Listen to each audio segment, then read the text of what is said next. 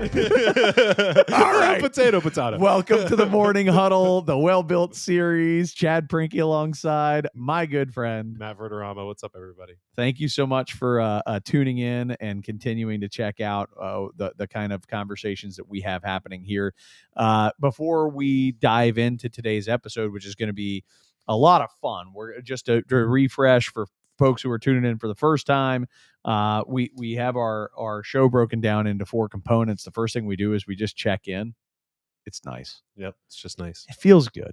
It does. Then we get into an educational topic, something that we feel strongly about, that we've had the opportunity to watch the importance of that topic at work in the clients that we work with. We work at Well-Built Consulting. I feel like that doesn't get said ever, but that's an important piece of this puzzle. That's why it's called the Well-Built series.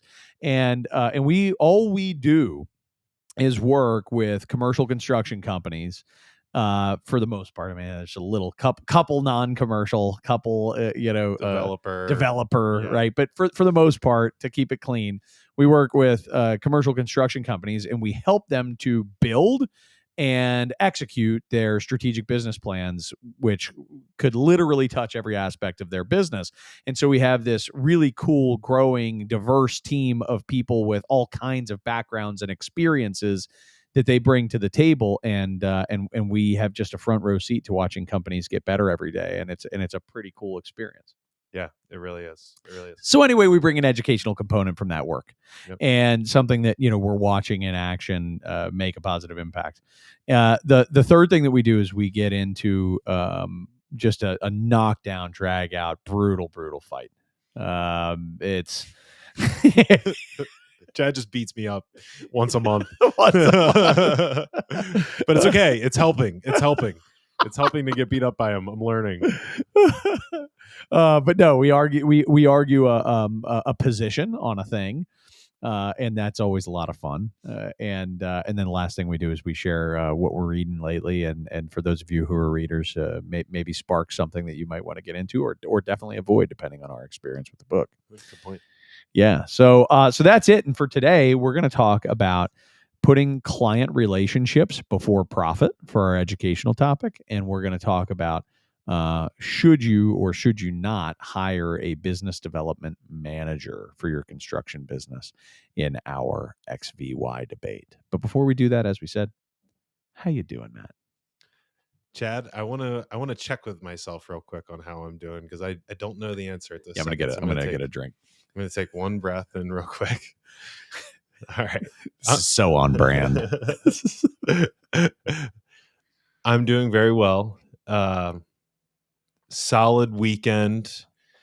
I think I find that when I feel like I have time and space, that I feel really good. And this weekend I had time and space to do stuff around the house, do a little work and stay caught up, and then also have plenty of time with family and my wife and all of that stuff. So it being a Monday today and getting in a good day of work today felt really good, and just I think I'm feeling grateful the more I talk about it. I think I'm feeling grateful right now. That's awesome, man. Yeah. Well, you killed it today, from what I could tell. Just out there doing the thing in your backyard. I spent the day at Chad's today, and it turns out we both talk loud. So there can only be one inside. Only be one, at least according to Mason, Chad's youngest son, who was like, "Please, both of you, don't be in here at the same time talking all loud. I'm gonna need a break." Yeah, I'm gonna need a break. So I hung out, on the deck. It was nice. I had a fan. It was a nice day. It was good. It was a beautiful day. So I'm doing very well. How are you doing? I am excited and happy for my kids it's that time of year. It's that go back, back to school week. And today I have 3 boys. My youngest is 5, my middle is 10, and my oldest is 12. And so we had 3 kids having their first day back to school after summer, and 3 solid days, it would appear, and a wife that did not cry somehow. Wow. Yeah. Well, that's Wednesday is the day that the little one goes on the bus. That'll be the day. I can't imagine what that feels like. Kid going. It is on an the bus awesome for the feeling. First time, and It is an awesome feeling. It's the first two. It was the first one was like, oh my god, and the second one was like, we're doing it again. But this last one, it's like, oh, last time. Yeah. Yeah, Yeah. it's Wow. hard. Yeah. It's but it's wonderful. It is a cool experience to watch the kids grow, my friend. Yeah. I Soon can't enough, imagine. soon enough, sir. Even yeah, even seeing Mason today from 9-10 months ago, like he was such a little person today when I saw him. Yeah, yeah, It yeah, was, and it's the first time I've ever seen him not wearing pajamas, by the way. yeah. Yeah, so he's growing up. He's And growing up. He's got yeah, to go to yeah, school. yeah, he's got stuff to do. But yeah, that's really cool. That's really cool. Thanks, man. Yeah, Yeah. of So course. yeah, I'm feeling excited and proud and sad and all those different All things. the feelings. All the Feel feelings. them. No problem. Yeah. It's nice. It is a really good thing. Good. Let's talk about the topic for today, which is putting client relationships before profit. I think in construction there are um there's so much. Here's my take, man. There's so Please. much downward pricing pressure, right? Um, that's a long way of saying like margins are tight. Mm-hmm. You know, there's so much downward pricing pressure on, and margins have been compressed that um, contractors, I think, almost out of a sense of like survival, Mm-hmm. feel overwhelmingly the need to capitalize on every opportunity to make their money once a project starts. And that's, and look, I'm stereotyping a bit. That's by design. I'm just kind Sure. of providing a kind of lay of the land. And my message is, I get it. Like, I totally understand. I watched how low you had to get Yeah. to get that job. I watched you sit there and do the math and say, we're gonna break even on the job. And so now, the opportunity has presented itself to make extra money, and I don't blame you.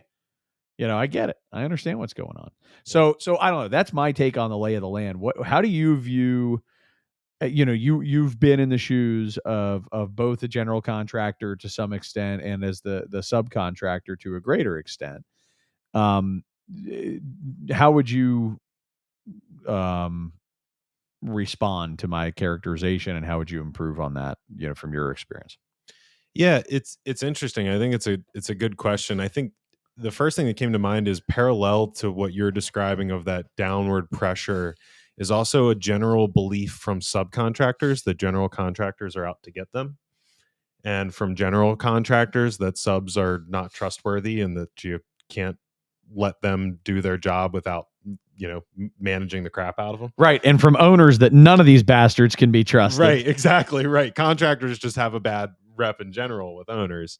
So it is a really interesting dynamic that uh, I think that there's a lot of subcontractors who don't even really think about their clients in context of being customers, and instead think about them as a necessary part of building the project.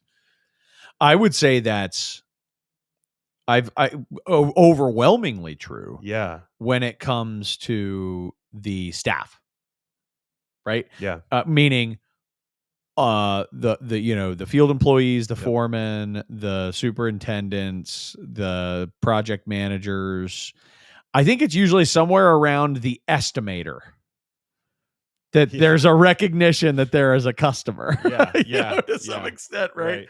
Meaning the get work side of the Mhm. house has at least some level of awareness that, like, you make it really hard on me when you make the Right. customer, when you make this entity mad, Yep.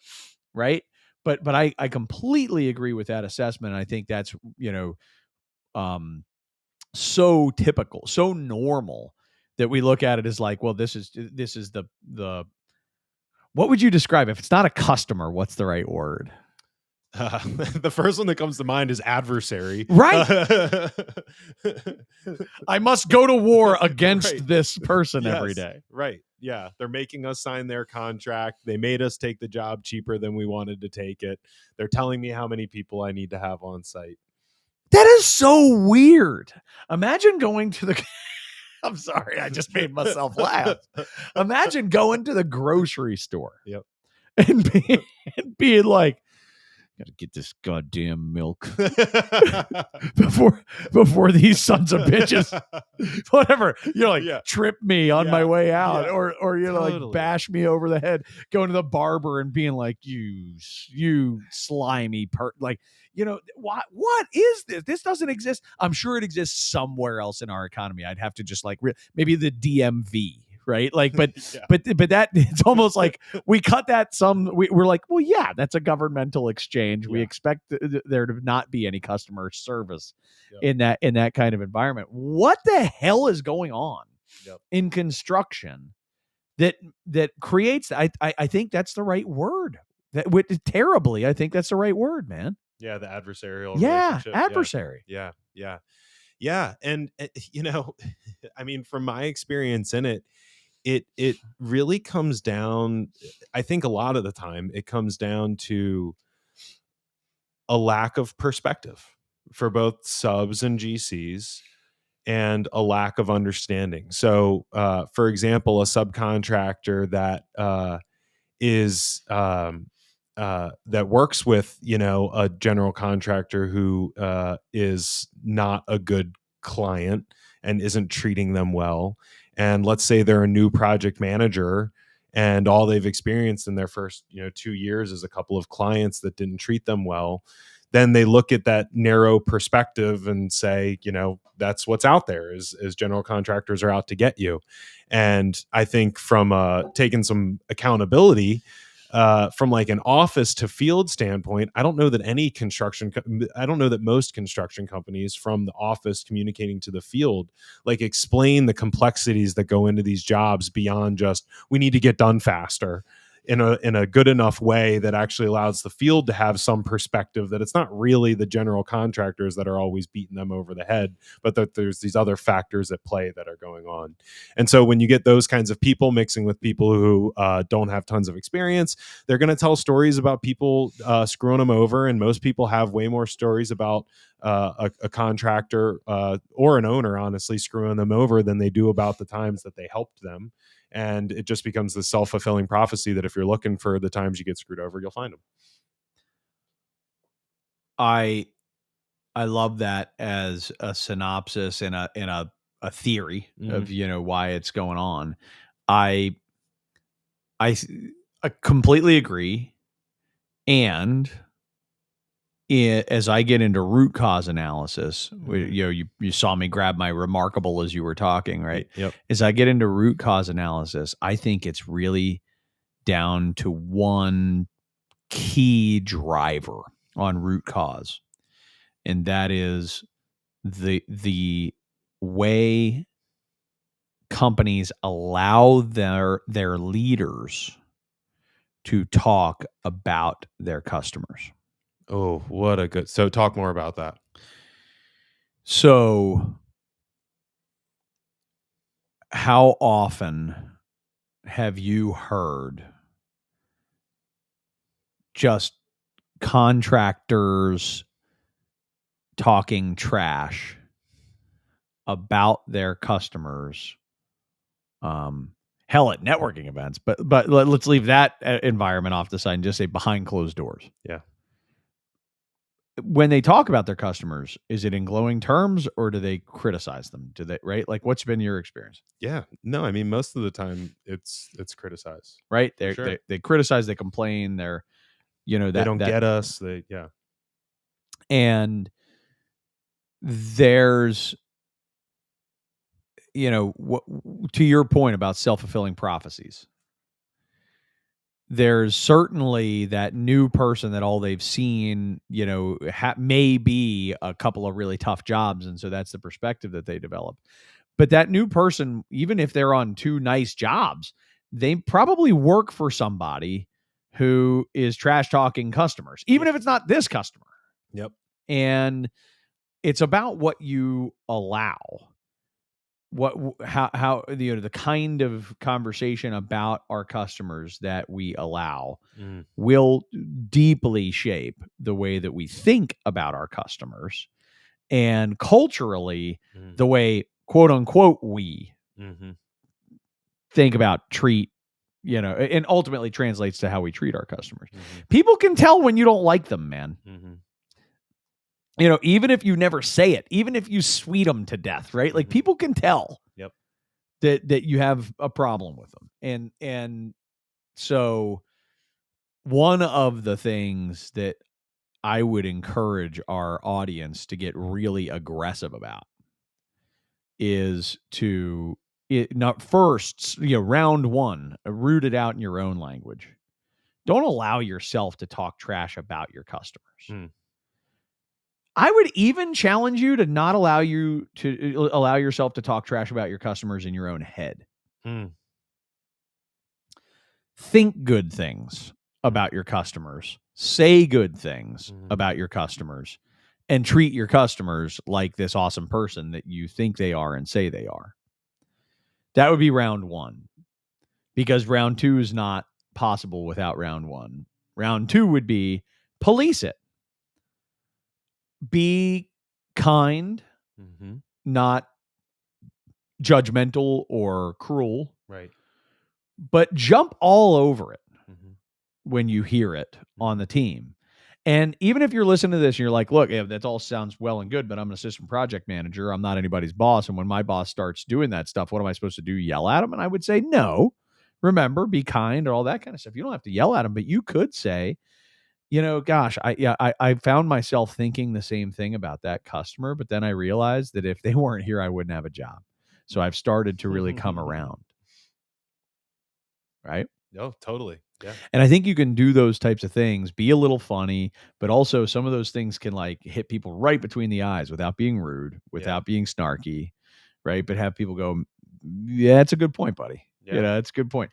And I don't care where you are. If you're listening to this, I'm telling you, it's not helping you to think and say bad things about your customer. Yep. Yeah, you said to me one time, and you've written some good articles about it. You're not allowed to hate the deal that you cut. Gotta love the deal you cut. Gotta love the deal that you cut. And this all, I think, goes into it in the context of, hey, you bid the job to them, you signed the contract. Yep. Don't get mad at them for getting the best deal they could. Yeah, right. Don't get mad at people for asking you for money when you just gave them freaking money. You gave them money. Yeah. And don't let it impact, if you don't like the way that they treat you. Here's I think what it comes down to too, when you get to this point of trying to shift your mindset on stuff. If you don't like the way that they treat you, it's certainly not going to serve the next 8 to 12 months of the project to have some kind of adversarial relationship. Beyond that, you get to make a business decision, which is, we will continue to work with this company because we actually are able to see the positive benefits of it. Or there are so many bad things and we've tried so hard to see the good that it's not worth working with. Right. We're making a business decision to not work with them, but that doesn't mean we have to go around thinking and saying bad things about them. Hey, here's this really great company that we just can't seem to work effectively with, is a way healthier thing to say than here's this scumbag company that nobody should ever work with. Right. And I guess what I'm really saying, particularly on that point, is that leaders set the tone. And everybody has an opportunity to set the tone too. But if dad allows it, or whatever, you know what I mean? Like if your authority figures allow that kind of talk, or worse, drive it themselves, that's what you're going to get. And if you get that talk, you get that action. And if you get that action, you're stuck in a cycle, in this adversarial cycle. And then it's this really funny thing that always cracks me up, is like, all of our customers suck. Well, except for Mark. Yeah, right. Mark's great. Yeah. We love Mark, right? And I'll always get into these funny conversations and be like, Mark, yeah, okay, got it. I guarantee you I could find 5 of Mark's service providers that hate Mark, that think Mark is a scumbag, and right, like that kind of stuff. But you love him. And over here, Michelle that you think is the worst. Yeah, I promise I can find 5 people that think Michelle's amazing. Yeah, that's a great point. Most people are not. I mean, there's a small handful. Right. Maybe we'll do that show right before we close the doors. Yeah. If there's a small, we'll name names. we'll name names. There's a small handful that are really the problem. There really are, but the majority aren't. And anyway, so as we pull all of this into the focus of this educational point, putting the client relationship before your own profit. When to me it boils down to, and this is what we really came up with when we were thinking about the episode, is, for example, when do you send a change order versus eating it? Yep. And that's the same question for a sub or a GC. It's they both have that question of when to send the change order and when to eat that change. Yep.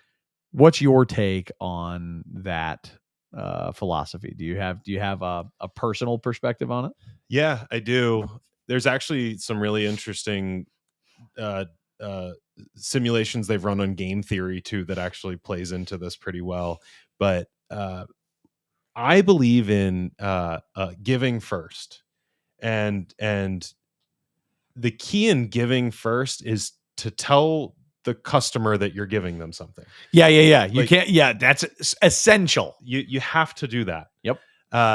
Because it just sets good expectations for you working together, that you're not just going to get pushed around and that you're going to have conversations about it, but that, hey, meanwhile, we're going to do it for you this time. And so I'm a huge believer in, and at least that first change, assuming it's not some significant thing that really is an owner change that's from a new set of drawings, whatever, and it's just something you're picking up in the field that is going to help the project keep moving. I'm a big fan of picking that up, making sure the client knows. And then really from every change order there afterwards, you just have to be willing to have the conversation with the client of how much we've already given, what you're expecting for us to have going forward from here. And just generally your parameters for wanting to be treated like partners, is that, hey, we're going to continue to do stuff for you as partners. And in order for us to do that, we've noticed that we're really ineffective at it when we're being treated like an enemy. And so if we're going to be partners with you, what we need in return is for you to be partners with us and be fair and kind and willing to give in return. Are you okay with that?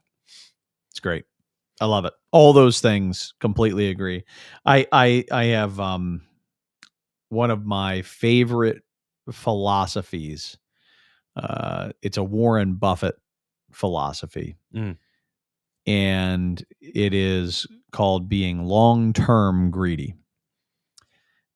That resonates with me because I am a vigorous capitalist and I don't have any problem whatsoever with maximizing profitability in all of its permutations, really. I mean, cutting overhead, great way to maximize profitability. Selling for more when you can, great way to maximize profitability.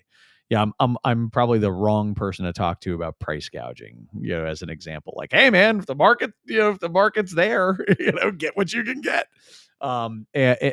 But why I love the term long-term greedy is that it allows me to preserve my greed is good hunger, okay, to an extent. I don't believe that it's good overall for humans and all that kind of stuff. But for the economy, I'm not anti, the pursuit of that. You know what I mean? And it allows me to preserve this idea that I'm not doing things out of altruism. I'm not making economic decisions because I'm just a super nice guy. Right? I'm making good, smart economic decisions. A lot of being long-term greedy is being short-term generous and building a bridge that allows you to do business forever and making sure that you've earned enough trust that it makes doing business faster and easier and smoother, and that all of that translates into being more profitable.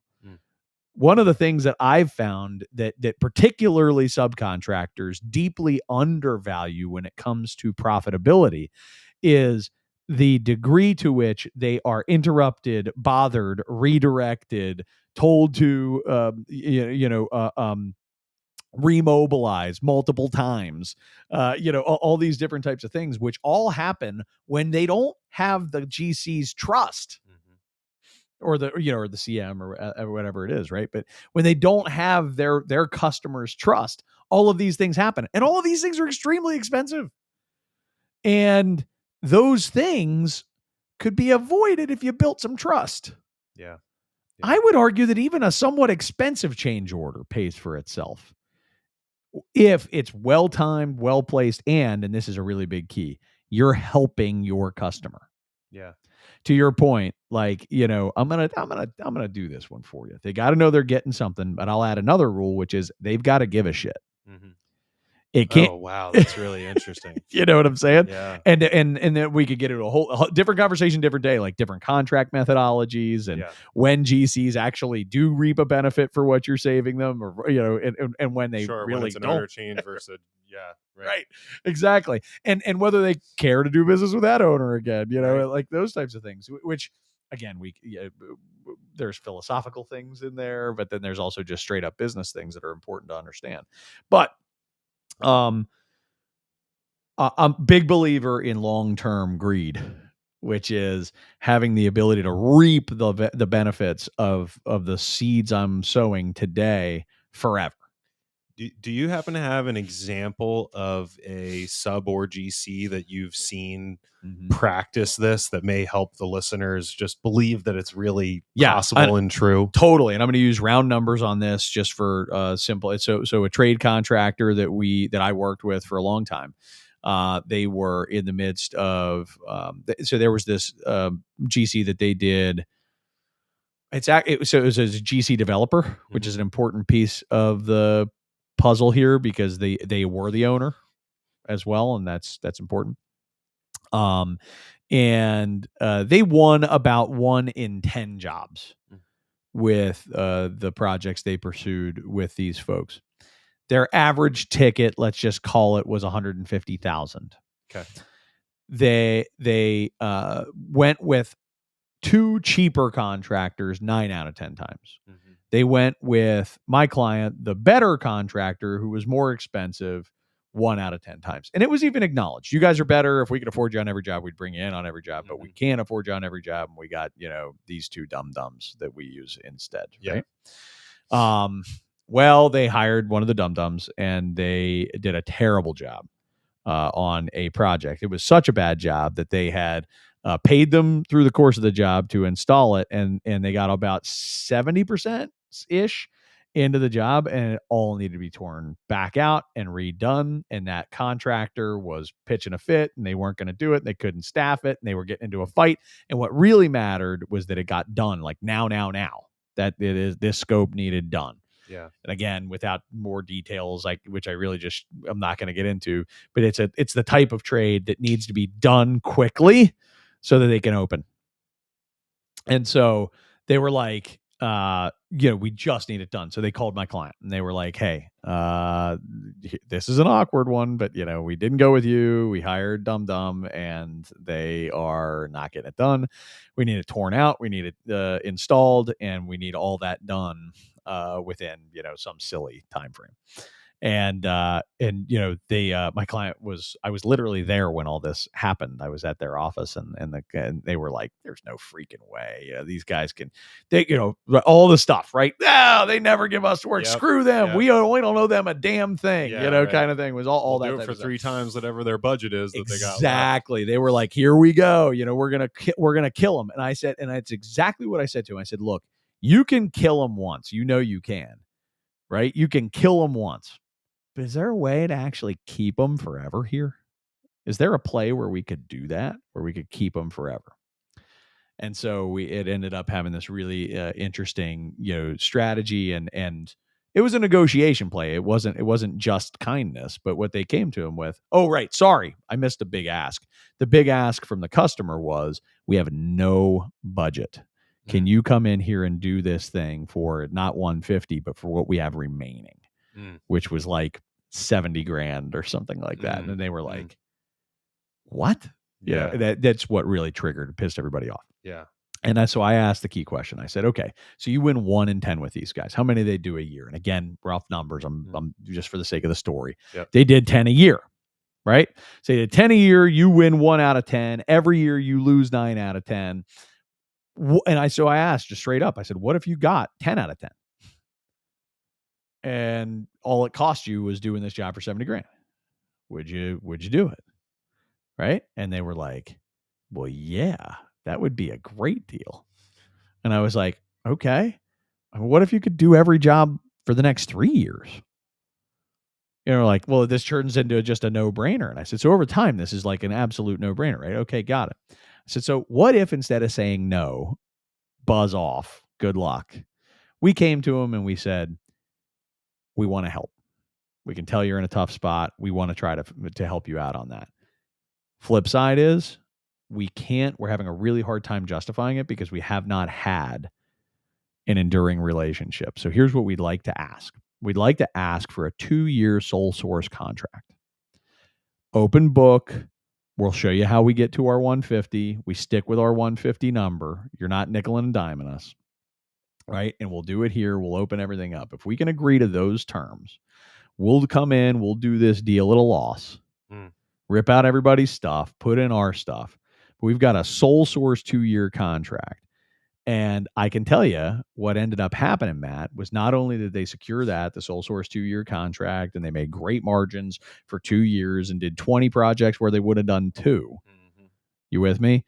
But on top of it, they built a long-lasting go-to partner relationship that endured way beyond the sole source contract. Yeah. Wow. Anyway, it's a long story, but to really paint the picture, that's the kind of long-term greedy I'm talking about. And it's the whole,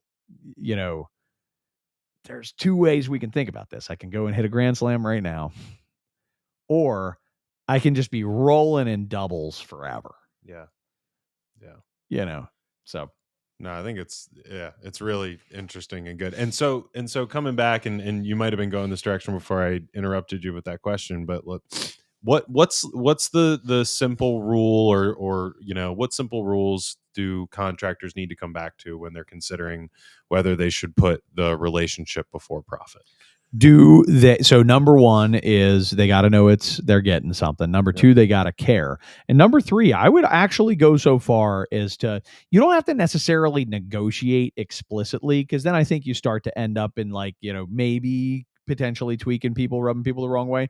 But I might have a conversation with them and sounding something like this, Matt, where I would say, hey, I want to be able to help you out. And I know that on this one, based on X and Y, you've told me that it would make an impact. Yeah. Okay. So I want you to know we would normally charge for it. And I want you to know, because you're asking me, because it matters, I'm willing to not charge you for it. But I also want you to know that the reason I'm doing it is I'm investing in a long-term relationship where we do this for each other. Yep. Are you comfortable with us doing this toward that relationship? And I'm not asking for anything in particular. I just want to know that we're building a partnership and we're not building something where, because look, at the end of the day, if you're not going to scratch my back, you know what I mean? Totally, yeah. Well, then I'm gonna write you a bill. Yeah. And those opportunities, those situations pose opportunities, and there's a right and wrong way to say everything that I just said, right? Like, there's definitely ways that you can rub people the wrong way. So it does require some good communication skills, some situational awareness, and the ability to apologize if you accidentally cross the line, which is one of my greatest skills, because I find the line so goddamn often. I found that I'm awesome at apologizing. When I cross it, but I think that's an essential part of being, successful in these types, converting what you're doing into the goodwill that you're actually aiming for. I think that's such good advice. And just one thing that struck me as you were saying it is, in a lot of ways, rule number 3 is like, you don't put relationship over profit unless there's a relationship. And agreed. As simple as it sounds, make sure that relationship exists. Totally agree with you. And if it doesn't, don't waste your time catering to a relationship that's not there. Just remember this: you are being treated by your clients exactly how you allow yourself to be treated right now. Soak that in. So anything that you're complaining about, that's on you. That's what you're allowing. This is not, this is not a forced situation. You are accepting it. So take stock, change your own circumstances. And it can take some time. It's not, it's as you evaluate your clients and just kind of evaluate what behavior you don't like and what you've been allowing. Correcting that can take some time and take some new habit development. In some cases, it's going to require you to replace some customers. Yeah. That'll happen too. Yep. Right. Yep. But a lot less often if you're good at this. Yeah. That's a part of my point is the majority of the people that you're working with that you are currently talking trash about are good for somebody. The difference is they're not allowing them to treat them the way that you're allowing them to treat them. Yeah. To you, you know what I mean? Yeah. Yeah. No, it's great. It's great. Fun. Yeah, it is. It is. So Matt, let's fight. All right, let's do it. Enough of this agreeing. Should you hire a BD manager? All right. Should you hire a BD manager? So, sorry, I should start off by saying business development. When we say BD, some people just don't have exposure to that stuff. So, yeah. And when we say business development is the act of, really bringing in new relationships and maintaining existing relationships that can lead to business, either directly or indirectly. So, business development is an often misunderstood concept.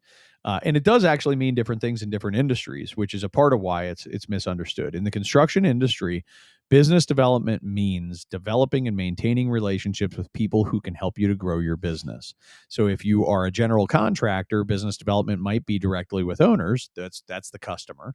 But business development might also be with architects and engineers and bankers and leasing agents and brokers and blah blah blah blah blah. All of these different people who may have the ability to help to funnel business your direction. So business developers, right? The whole concept of business development is what I just described.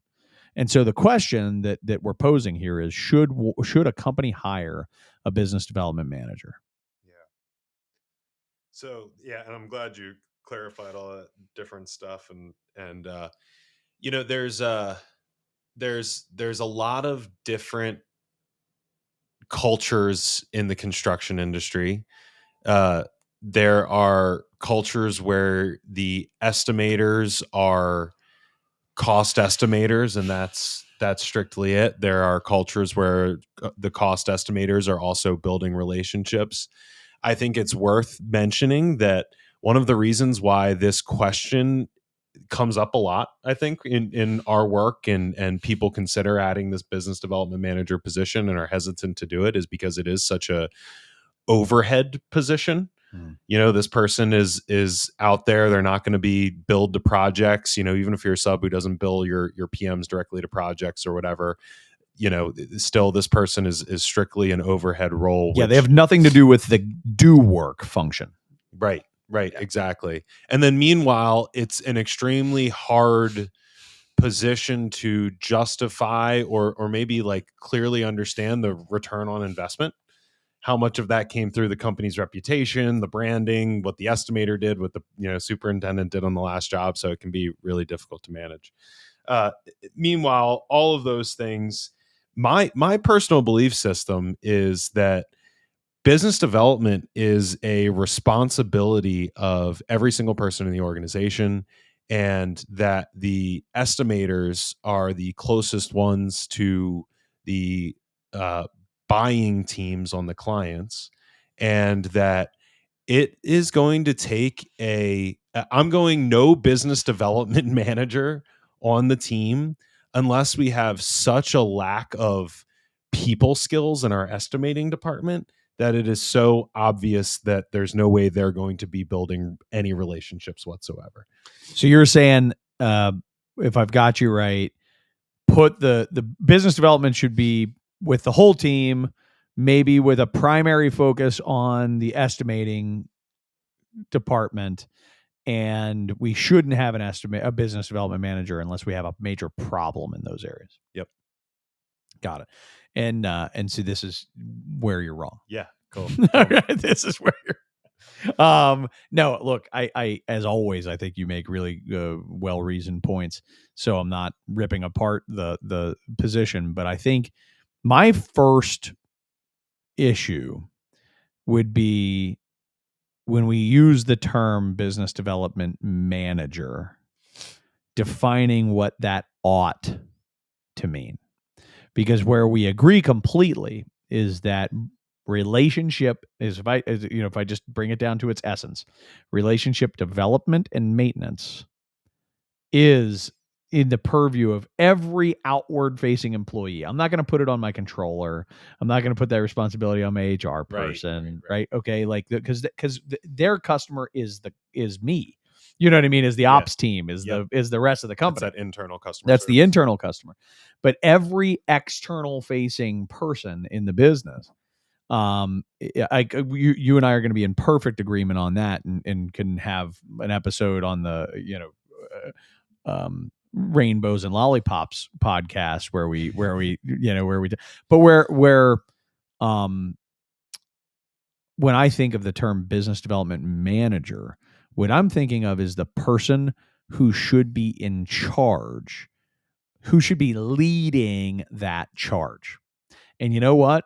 You need to have somebody leading that charge. Somebody has to lead that charge. They have to organize the troops. How many companies have you seen say like, well, sales is everybody's job, but then nobody has a freaking plan? Right. And it's really lip service. Everybody says it and they're like, I'm in. But nobody knows what they're supposed to be doing. There's no accountability to what they're supposed to be doing. And therefore, the project manager hasn't done a lick of business development this year, and neither is the estimator, and neither, right? Like, and so what do we get? We get no relationship development from this group of people, and we get no proactive relationship maintenance. We just do as best we can, and we hope that pays off out in the field. And that's what leaves contractors repeating last year over and over and over again. That's your recipe for stagnation. You need somebody building the plan, holding people accountable, giving them coaching and feedback, making sure that the team knows how to go out and perform this stuff. So if you're asking me if you need a business development manager, my answer is yes. What is their title? I have no clue. I see where you're going here. You say, yeah, maybe I'm winning on a technicality.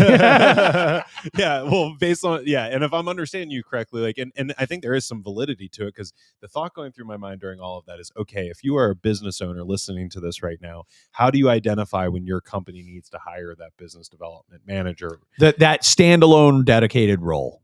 And I think to your point, it's if you recognize, and tell me if I'm wrong, but it's if you recognize in your company that there's not somebody capable of managing that process, whether you call them a business development manager or not.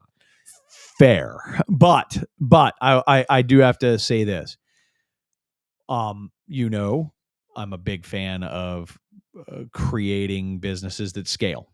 Yep. And when I say businesses that scale, all I'm really talking about is that companies that have figured out how to reduce dependence on a key person or a handful of people, become more sort of process and system driven, and allow the org chart to kind of do the work for you, as opposed to rooting that work behind one key person. I give that background to say what I have found, Matt, is that, so first off, the average contractor in the United States is a relatively small company, right? And we're talking sub 100 for the majority, and sub 1,000 for almost all. You know what I mean? Like there are only so many 1,000+ employee. Anyway, these are small businesses, and in these small businesses, what I found is that the people who really lead business development today, they're the founder. Yep. They're the founder. They're the owner, and that person is the one leading the charge. Yep. And what I would submit to the audience is that works up until a point. Yeah. But at some point, you absolutely do need to hire a dedicated business development manager. They come in different shapes and sizes and titles. I've heard pre-construction director, and that person can be a business development manager when they're staffed correctly. I could totally see that as the person who is managing your business development team. But I also don't think there's anything in the world wrong with having a straight up business development manager. Now, here's what I have a problem with. And it's super common. I'm not mad about it. Let me be clear on this point.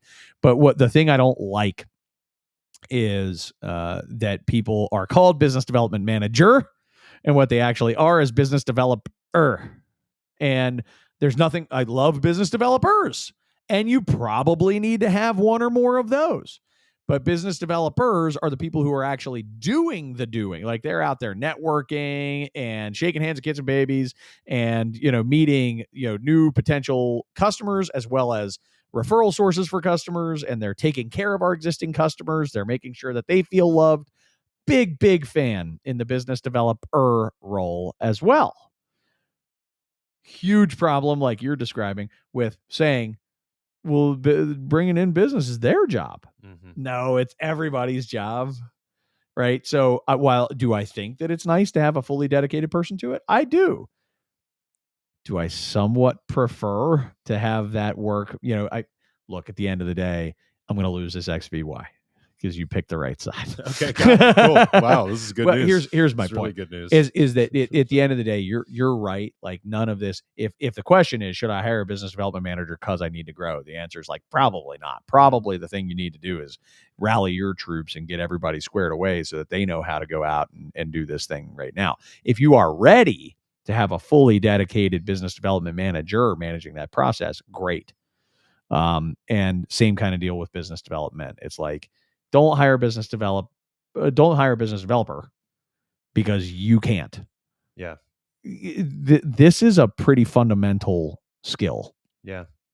So how do you identify that shift from I'm going to say, and we're on the same page, but I'm going to say that it's culture of business development is first. Yeah. Then you hire the business development manager, if that's the right play. Yeah. But how do you identify when you go from the culture of business development being suitable to unsuitable, where you need to bring on somebody dedicated to business development, whether that's in a management role or...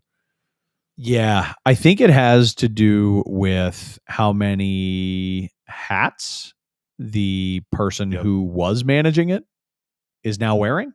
Yep.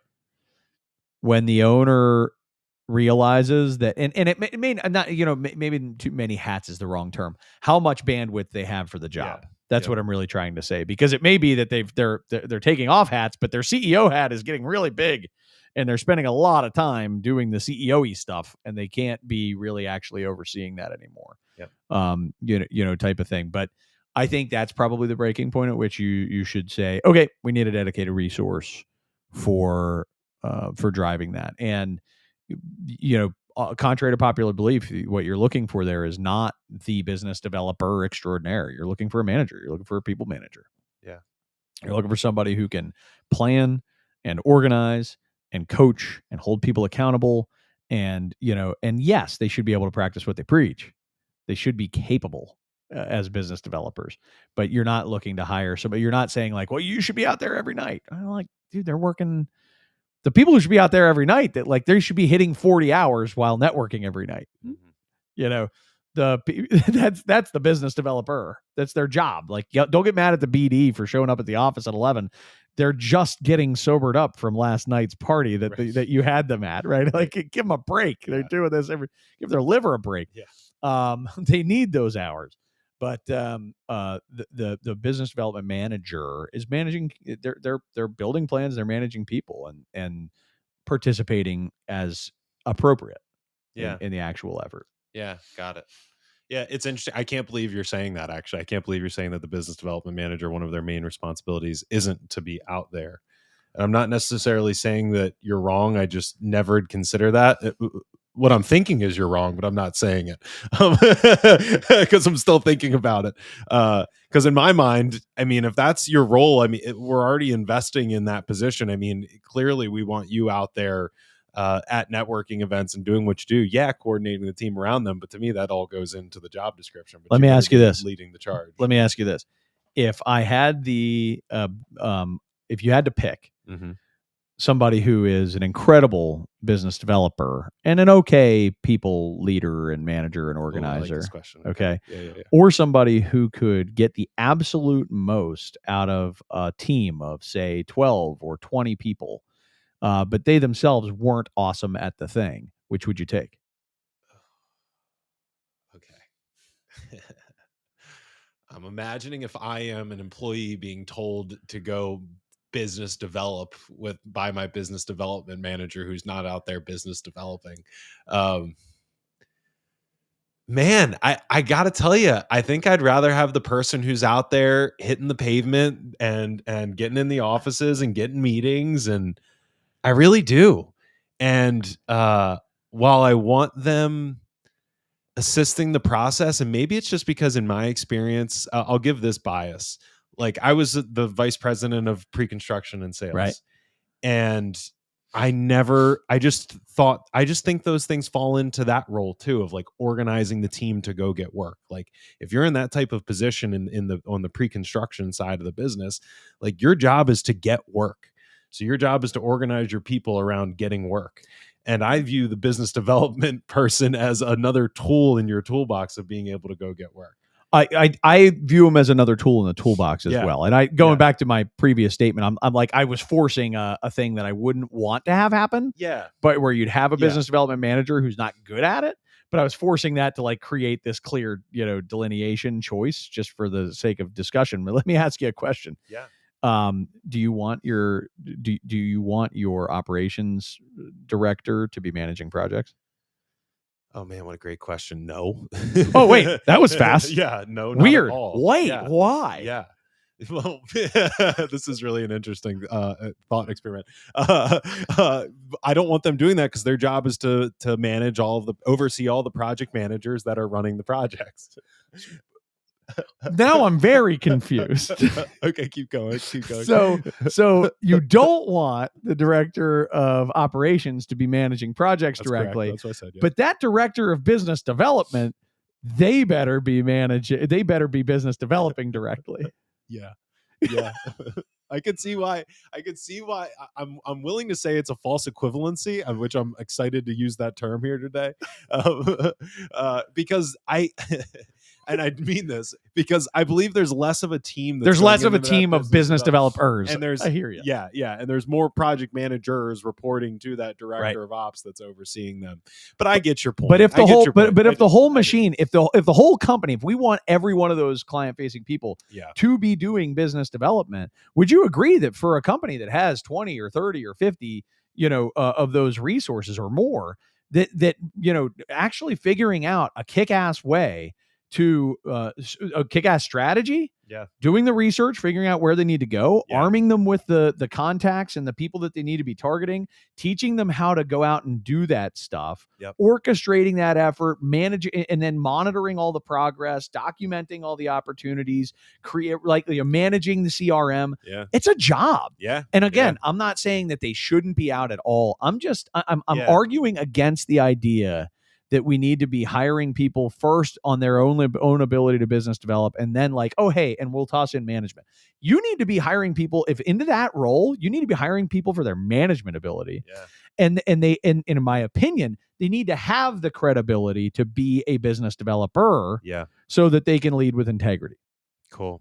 No, it's really interesting. I mean, you're changing the way that I think about that position, which is cool.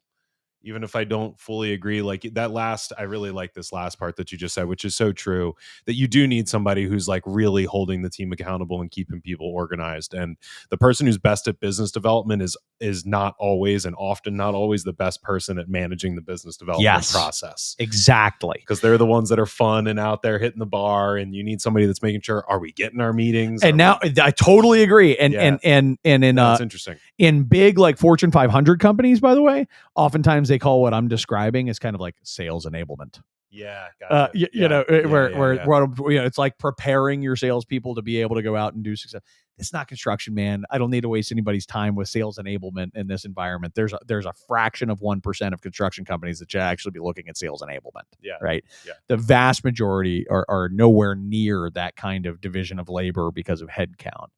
And all I'm saying is somebody should be able to marshal all of our resources and should be able to use those resources in relationship development and relationship maintenance for our company.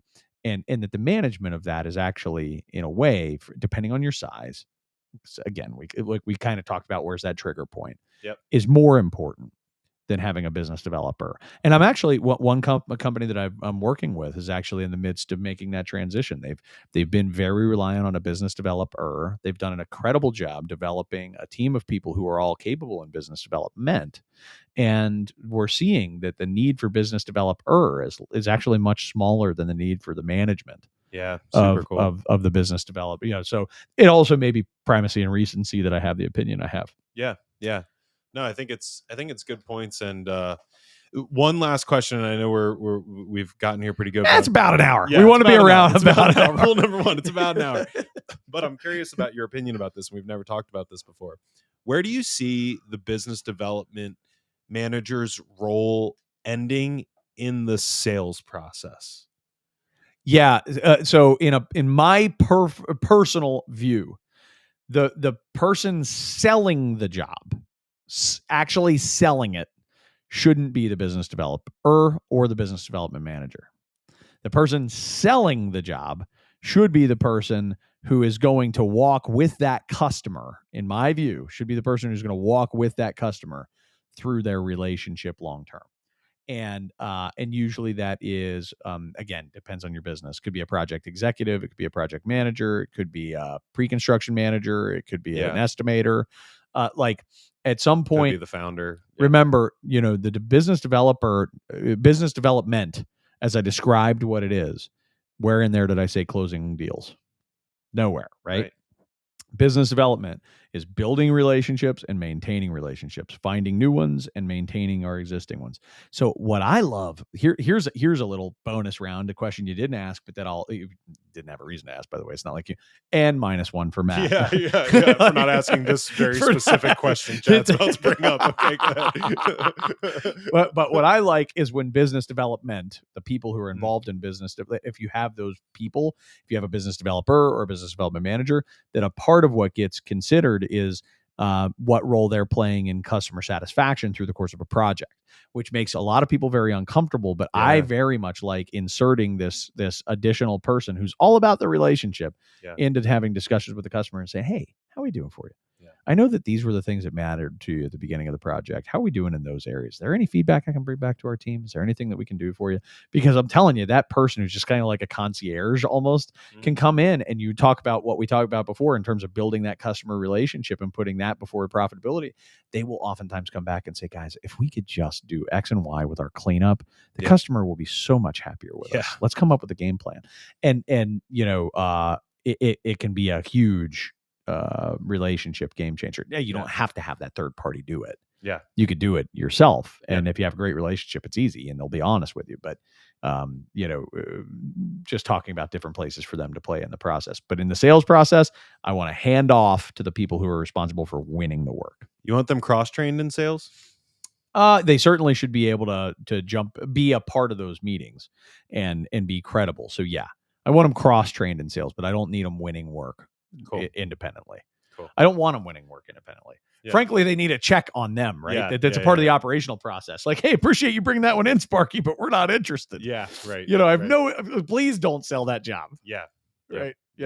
Sometimes that's a part of the business development, when there's people dedicated in that, they oftentimes don't have the, all the business and technical knowledge to know that it's a great deal or a bad deal. Yeah.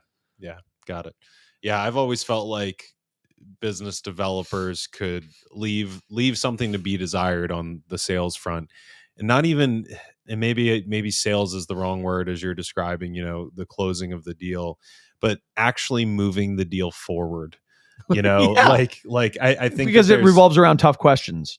exactly, and I think that there is like a last 10% of that role that I've seen a lot of business developers who could get better at, who it shouldn't just be chill vibes and liking each other. Like that's a huge part of it is that, and you should be able to like get really clear understanding of like, how are they going to treat us on this job, when is it coming out for bid, are we going to have last look opportunities for it, why we should get those, before it even gets to the RFP process. So Different conversation, different day. Let's make sure we add to our topic list. Yeah. I'd like to dive in to all of the different sort of stages of developing a relationship, then developing an opportunity, which Right. are very different things. Right.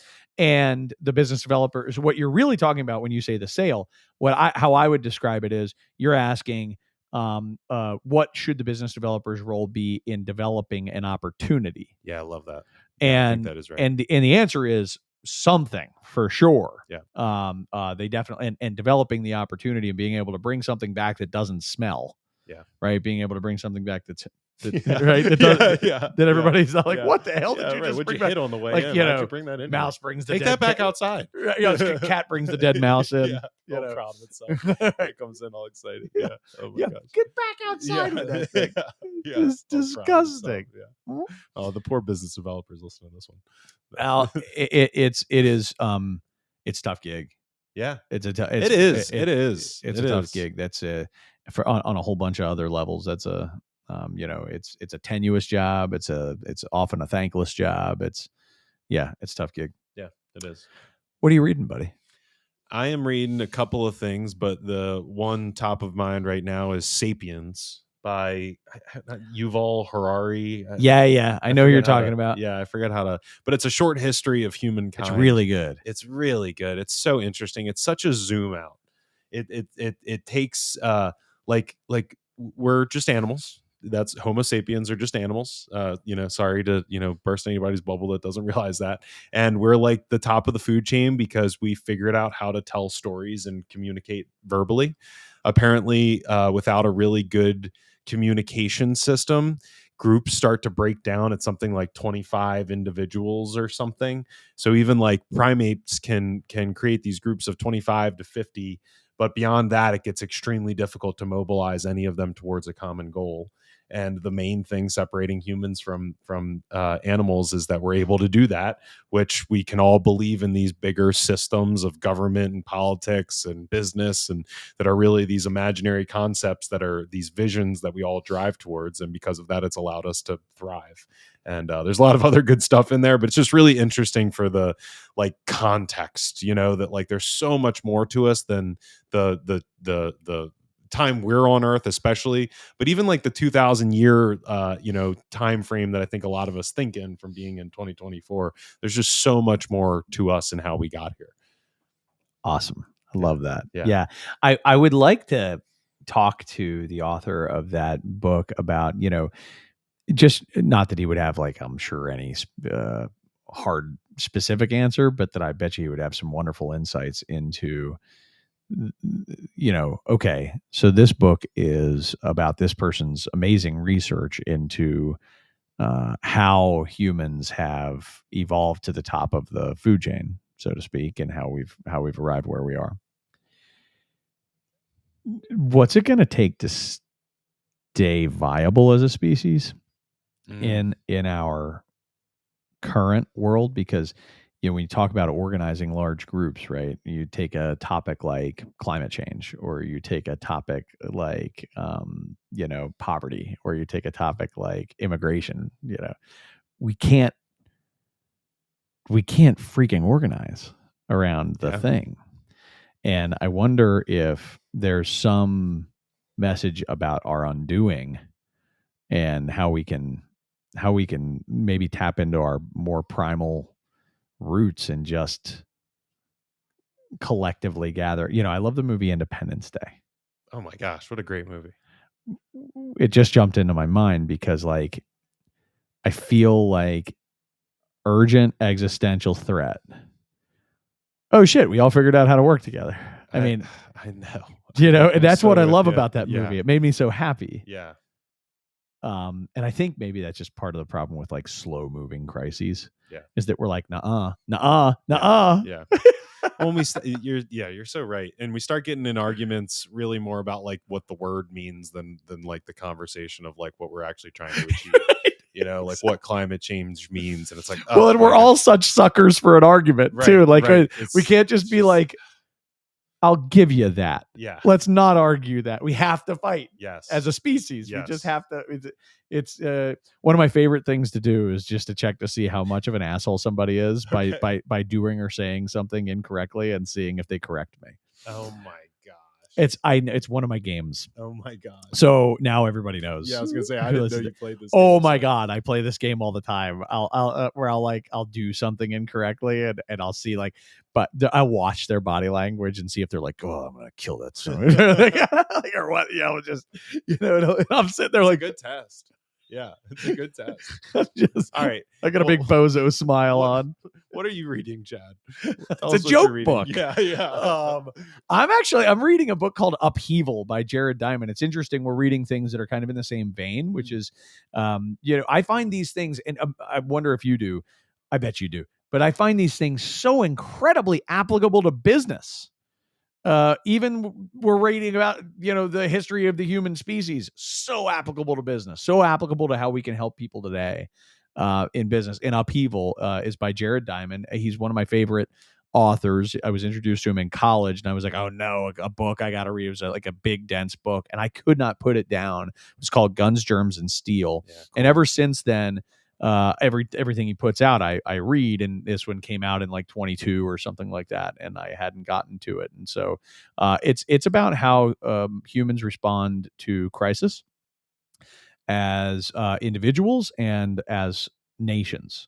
And I haven't gotten to the end yet where he lays out, he's almost the only caveat that I would say to Jared Diamond books is he writes a little like it's a textbook. Okay. He writes a little like it's he's like, in this chapter we will cover, and you know what I mean? And then so at the beginning of the book, he tells you essentially, hey, and then in the last two chapters, I'm going to tell you how I believe we should apply some of the things of how we handle crisis to American issues and worldwide issues. Wow. And like, here's what we're getting wrong and here's what we need to do different. So I'm excited about it. I think our clients encounter a crisis all the time, whether it's, oh man, we just lost that key person, or that project that we were counting on just got put on the shelf, or, so on and so on. And I think already I'm seeing immediate applications for like big, deep breath. Here's how we need to handle crisis. And it's pretty awesome. I'll share one quick takeaway is which is not going to be surprising to anybody, but that first, key step is agreement that we are in a crisis. Wow. So just accepting it and saying, is this in fact a crisis? Yeah. Because if we can't agree that it's a crisis, and if it's with ourselves, we have to agree in our brain. Yep. Right? Like, oh, this is so interesting. Do I have a drinking problem? Am I overweight? Am I a good dad? You got to first decide and get off the damn fence. Yep. One way or the other, right? Because if you don't, then you won't address it. Yeah. And as a nation, or as a species, how do we create collective agreement that we are in a crisis? Oh my gosh. And that's our biggest problem. Yeah. I was going to say, I don't know. Yeah. I'll have to read the book to find out. Well, that's a question I don't have. I've not gotten to these chapters yet, but I'll posit a little bit of a theory, which is, I think, I've been saying this since I was freaking 16 when I was getting into philosophical conversations with people. And I would always say, I got to tell you, we're so divided, right? Like everybody says that, but I swear to God, man, I talk to people from all different backgrounds, all walks, all different political spectrum, all that kind of stuff. And you know what I found is that we agree on almost freaking everything. Yeah. We agree on almost everything. We disagree on a very, very small number of things. And those things don't keep us from being friends. You know what I mean? Like, we can work through almost anything as long as I suspend judgment and they do the same, right? In those conversations. But here's the reason I bring it up is I think there's an incredibly small and incredibly loud portion of the population on any given issue that keeps us from agreeing that we're in a crisis. That's my theory. We'll see if Jared Diamond agrees. Yeah, there's a vocal minority That's very, very good at getting people to at putting out their hardcore disagreement and then aligning it with like a bigger bubble that's easier to agree with, and then doing and essentially we just then retreat to our respective corners, whatever those because corners are. They're safe in those corners, and that's where we're natural to. That's right. Which is also in Sapiens. Yeah. Right? Talking about how we cordon ourselves The tribe off. is safe. The tribe is a very safe place to be. Being outside of the tribe is very unsafe. I am always outside the tribe. Yeah. I feel so uncomfortable outside the tribe. It's but I think there are a growing number of people our age who actually, maybe there's a tribe outside the tribe where we're looking at it like, you guys are, you realize this isn't good, right? Yeah. Like, you realize we can't even talk so I appreciate venues like we have here, Matt, where we can where you and I can have civil discourse, where you can still beat me horribly in an XVY and I can be okay. Yeah. That's grace right there. Yeah. Just a little grace for you today. Yeah, it's fine. Yeah. I'll find a way to sabotage you. Yeah. You're gonna do something to see if I'm a jerk and find out that I'm a jerk. Dang it. You've passed every time. I gotta be aware. Thanks so much, guys. Appreciate you tuning in. Look forward to seeing you again next month for the Well Built series. And the regular version, the standard morning huddle, is coming back at the beginning of September. Hope that you're tuning in for that, where we are creating a platform for people who are creating positive change in the construction industry. Quick shout out and thanks to our sponsors, Katz Abosch. Thank you very much for your support. Want to say thank you to Lawrence Law, to Sandy Spring Bank, and to Marsh McLennan Agency. Thanks.